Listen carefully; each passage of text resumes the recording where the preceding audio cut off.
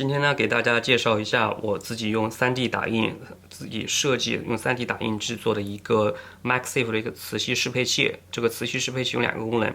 一个主要是上面的冷却功能，另外一个就是可以兼容大疆的一个 Osmo Mobile 4的一个稳定器。然后先给大家演示一下，就上面的冷却功能吧。其实这个很简单，就是这上面是一个冷却，我自己设计的一个冷却的一个卡槽。然后这个可以用来放一些无线的麦克风，比如说罗德的Wireless Go， 可以直接磁吸到，可以加到上面，然后再把这个可以直接磁吸到手机上面。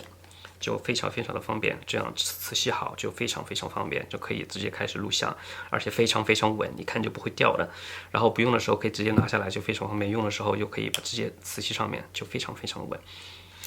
然后呢，另外一个功能呢，就是可以兼容大疆的一个稳定器，因为这个我把大疆稳定器自带的那个指环磁吸模块，我把它集成到这个里面了，所以这个和这个可以直接磁吸上面的，而且这个是非常稳的，就很用力才能拿下来。然后我们来试一下吧。然后首先把这个磁吸模块把它磁吸到 iPhone 12上面，然后再把这个